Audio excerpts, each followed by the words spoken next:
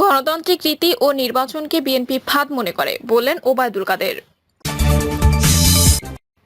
এদিকে বাংলাদেশের 5 ইস্যুতে নজর রাখছে যুক্তরাষ্ট্র। জানাবো উপজেলা নির্বাচনও জনগণ প্রত্যাখ্যান করবে বললেন আমিনুল হক। আরো জানাবো ক্ষমতাসীনদের ইশারায় বাংলাদেশে লুটপাট হচ্ছে বললেন মুন্না।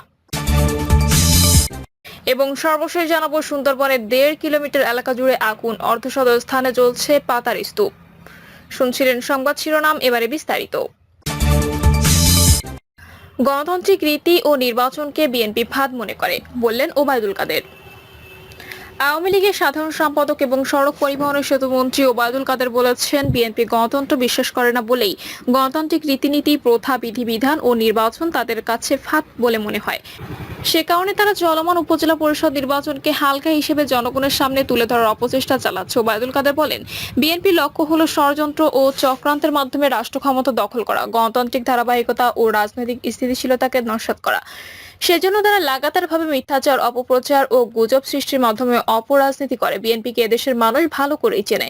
বিএনপি তথাকথিত আন্দোলন এবং তাদের নেতাদের হাক ডাকে জনগণের কোনো আগ্রহ নেই। তিনি বলেন, বিএনপি নেতারা ইতিহাস থেকে জিয়াউর রহমানের নাম মুছে ফেলার কথা বলেছেন। বন্দুকের নলের মুখে জোরপূর্বক রাষ্ট্র ক্ষমতা দখলকারী একজন গণধিকৃত ব্যক্তিকে বিএনপি গণনায়কে রূপান্তরিত করার অপচেষ্টা করেছে। বিএনপির এই অপচেষ্টা জনগণ কখনো গ্রহণ করেনি।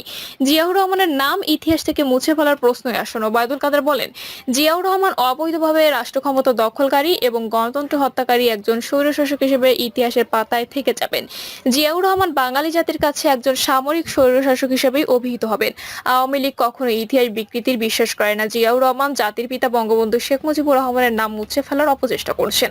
বিএনপি শাসনামলে রাষ্ট্রীয়ভাবে বিকৃত মিথ্যা ইতিহাস প্রচার হয়েছে, এমনকি 7ই মার্চের ঐতিহাসিক ভাষণ পর্যন্ত বাজাতে দেওয়া হয়নি। বাংলাদেশের 5 ইস্যুতে নজর রাখছে যুক্তরাষ্ট্র। নির্বাচনের পর ধারণা করা হয়েছিল যে মার্কিন যুক্তরাষ্ট্র বাংলাদেশের ব্যাপারে আগ্রহ হারিয়ে ফেলেছে। বিশেষ করে ভারতের সঙ্গে ঐক্যবদ্ধভাবে বাংলাদেশে তারা স্বার্থ রক্ষা করতে চায়। নির্বাচনের পরপরই মার্কিন রাষ্ট্রদূত পিটার ডিহাস পররাষ্ট্রমন্ত্রী সহ বিভিন্ন মন্ত্রীর সাথে সাক্ষাৎ করেছেন। মার্কিন যুক্তরাষ্ট্র থেকে অংশীদারিত্বের সম্পর্ক এগিয়ে নেওয়ার বার্তা দেওয়া হয়েছিল। কিন্তু সময় যত গড়াচ্ছে ততই দেখা যাচ্ছে যে নতুন সরকারের উপর নতুনভাবে চাপ সৃষ্টি করতে চাইছে মার্কিন যুক্তরাষ্ট্র। সম্প্রতি প্রধানমন্ত্রী শেখ হাসিনা আবার মার্কিন যুক্তরাষ্ট্রের সমালোচনা শুরু করেছেন। মন্ত্রীদের মধ্যে থেকে কেউ কেউ মার্কিন যুক্তরাষ্ট্রের বিভিন্ন নীতি এবং ইস্যু সমালোচনা করছেন। প্রধানমন্ত্রী শেখ হাসিনা সাম্প্রতিক সময়ে 2টি বক্তৃতায় মার্কিন যুক্তরাষ্ট্রের মানবাধিকার লঙ্ঘন, গণতন্ত্রের সংকট ইত্যাদি নিয়ে সমালোচনামূলক মন্তব্য করেছেন। সরকারের দায়িত্বশীল একাধিক সূত্র বলছে, মার্কিন যুক্তরাষ্ট্র বাংলাদেশের উপর নানা ইস্যুতে নতুন করে চাপ প্রয়োগ করতে যাচ্ছে। আর এ কারণে সরকার আবার মার্কিন যুক্তরাষ্ট্রের পরিস্থিতি সম্পর্কে নজর রাখছে এবং পরিস্থিতি পর্যবেক্ষণ করছে। মূলত 5টি ইস্যুতে মার্কিন যুক্তরাষ্ট্র বাংলাদেশের উপর নজর রাখছে বলে কূটনৈতিক সূত্র থেকে প্রাপ্ত খবরে জানা গেছে।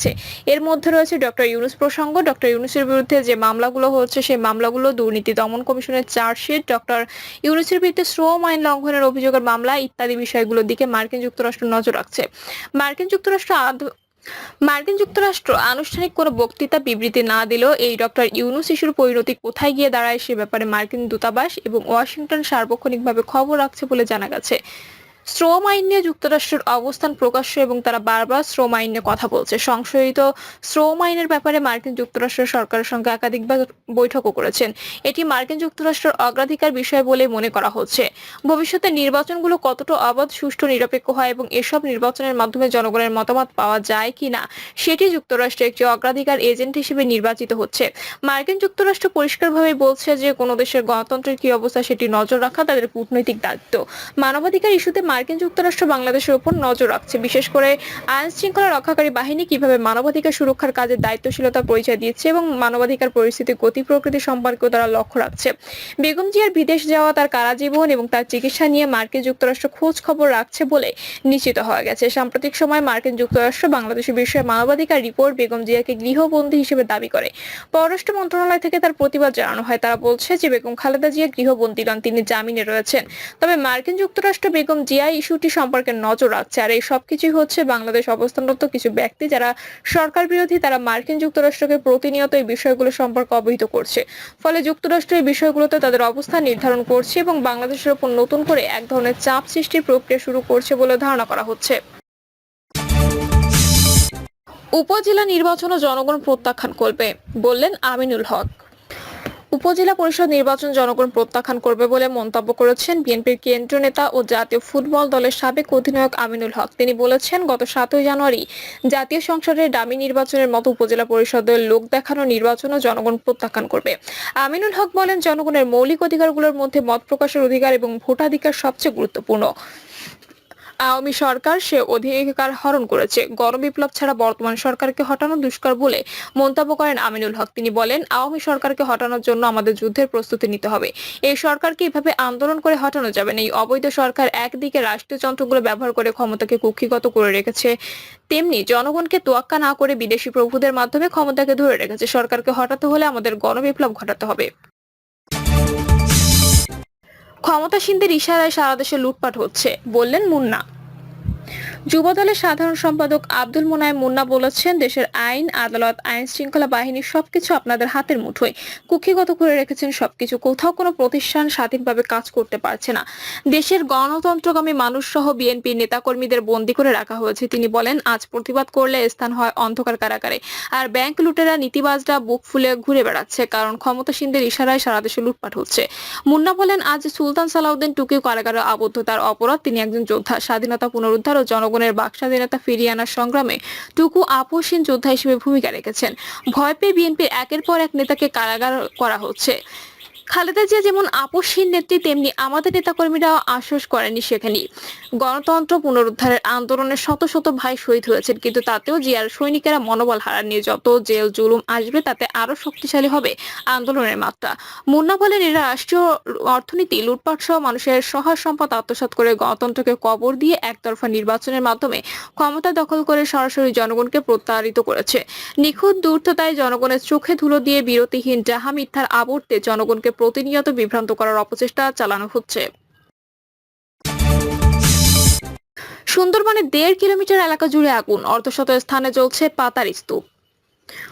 পূর্ব সুন্দরবনের চাঁদপাই রেঞ্জের আমরবুনিয়া বনে লাগা আগুন নেভানো যায়নি। ঘটনাস্থল থেকে ফেরা বনরক্ষী ও স্থানীয়রা জানান, আমরবুনিয়ায় লতিফের ছিলা এলাকায় মাটির উপরে থাকা বিভিন্ন গাছের পাতার স্তূপে অন্তত 50টি স্থানে আগুন লেগেছে।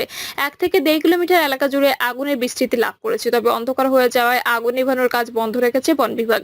স্থানীয়রা জানান, খবর পেয়ে সুন্দরবন পূর্ব বন বিভাগের কর্মকর্তা, বনরক্ষী সহ ফায়ার সার্ভিসের 2টি ইউনিট আমরবুনিয়া এলাকায় পৌঁছায়। তবে সন্ধ্যা হওয়া ফায়ার সার্ভিস কর্মীরা ফায়ার ফাইটিং এর মেশিন ও যন্ত্রপাতি নিয়ে ঘটনাস্থলে পৌঁছাতে পারেনি। তারা আগুন নিভানোর কাজ শুরু করতে পারেনি। স্থানীয় বেলাল ফকির নামে এক ব্যক্তি বলেন, লোকালয় থেকে প্রায় 2 কিলোমিটার দূরে আগুন ধরেছে। পাতার মধ্য থেকে আগুন উপরে উঠছে, বড় বড় গাছ পুড়ছে। স্থানীয় সুমন হালাদার জানায়, বলই গাছের শুকনা ডাল ও মাটিতে পড়ে থাকা পাতা আগুনে পুড়ছে। দিনের আলোয় এটি ভালো বোঝা না গেলেও রাত গভীর হলে বিভিন্ন জায়গায় আগুন দৃশ্যমান হবে বলে জানায় তিনি। ফায়ার সার্ভিস ও সিভিল ডিফেন্স স্টেশন মোংলার স্টেশন কর্মকর্তা মোহাম্মদ কায়মুজ্জামান বলেন, বন বিভাগের মাধ্যমে খবর পেয়ে মোরেলগঞ্জ ও মোংলা ফায়ার স্টেশনের 2টি ইউনিট আমরবুনি এলাকায় পৌঁছেছি। আমরা ঘটনাস্থল পরিদর্শন করেছি। যেখানে আগুন লেগেছে সেখান থেকে পানির দূরত্ব প্রায় 2 কিলোমিটার, যে কারণে আমরা এখনো পর্যন্ত আগুন নির্বাপনের কাজ শুরু করতে পারিনি। সন্ধ্যা হওয়ায় আমরা ফিরে এসেছি। সূর্যোদয়ের সাথে সাথে বনের মধ্যে প্রবেশ করে আগুন নিভানোর কাজ শুরু করব। আগুনের বর্তমান পরিস্থিতি কেমন সে বিষয়ে জানতে চাইলে তিনি বলেন, বনের ভিতর প্রচুর পরিমাণে গাছের শুকনো পাতা রয়েছে, যার কারণে আগুনটা বাতাসে বৃদ্ধি পাওয়ার আশঙ্কা রয়েছে। বর্তমানে ওই এলাকায় কালো ধোঁয়া দেখা যাচ্ছে, তবে আগুন নতুন এলাকায় ছড়িয়ে যাতে না পড়ে সে বিষয়ে খেয়াল রাখা হচ্ছে। আগুন নেভাতে যাওয়া সিপিজি সদস্য মণিময় মণ্ডল বলেন, বনভূমির বিভিন্ন স্থানে এখনো আগুন জ্বলছে। আগুনের প্রচন্ড তাপে ভেতরে প্রবেশ করা সম্ভব হয়নি। কাছাকাছি কয়েকটি জায়গায় আগুন আমরা নেভাতে পারলেও এখনো আগুন নিয়ন্ত্রণে আসেনি। আগুন যাতে নতুন এলাকায় ছড়িয়ে না পড়ে সেজন্য সন্ধ্যার ভেতর বনের বিভাগ ও ফায়ার সার্ভিস কর্মীদের সাথে আমরা শুকনো গাছ অপসারণ করেছি। বিভিন্ন স্থানে ছোট ড্রেন কেটে রেখেছি। গহীন বনে অনেক হিংস্র প্রাণী আছে এবং একই সাথে সন্ধ্যা হয়ে যাওয়ায় আগুন নেভানোর কার্যক্রম বন্ধ রাখা হয়েছে। সুন্দরবন পূর্ব বন বিভাগের বিভাগীয় কর্মকর্তা কাজী মোহাম্মদ নুরুল করিম বলেন, সুন্দরবনে অগ্নিকাণ্ডের ঘটনা শোনার পর বন বিভাগ, ফায়ার সার্ভিস ও স্থানীয়রা সেখানে ছুটে যায়। সন্ধ্যা পর্যন্ত আগুন নিয়ন্ত্রণে আনা সম্ভব হয়নি। এখনো সেখানে আগুন জ্বলছে। কাল সকাল থেকে আবারও আগুন নিয়ন্ত্রণের কার্যক্রম শুরু হবে। বনের মধ্যে কিভাবে আগুন লেগেছে বা কি পরিমাণ জায়গায় আগুন লেগেছে এমন প্রশ্নে ডিএফ বলেন, আগুন লাগার কারণ এখনো পর্যন্ত আমরা জানতে পারিনি। কি পরিমাণ জায়গা জুড়ে আসলে আগুনের ব্যাপ্তি তা জানা যায়নি। আগুনের পরিমাণ, আগুনের ক্ষয়ক্ষতি ও আগুন লাগার কারণ সম্পর্কে জানতে চাঁদপুর রেঞ্জের সহকারী বন সংরক্ষক রানা দেবকে প্রদান করে ৩ সদস্য বিশিষ্ট তদন্ত কমিটি গঠন করা হবে। এই কমিটিতে আগামী ১ সপ্তাহের মধ্যে রিপোর্ট দিতে বলা হবে এবং তাদের রিপোর্ট গেলে জানা যাবে ক্ষয়ক্ষতির পরিমাণ। গত ২ যুগে এই নিয়ে অন্তত ২৬ বার সুন্দরবনের পূর্ব বন বিভাগে অগ্নিকাণ্ডের ঘটনা ঘটেছে। প্রিয় দর্শক, এই ছিল এখনকার সর্বশেষ সংবাদ। আপডেট সব সংবাদ পেতে চ্যানেলটি সাবস্ক্রাইব করে বেল আইকনটি ক্লিক করে রাখুন।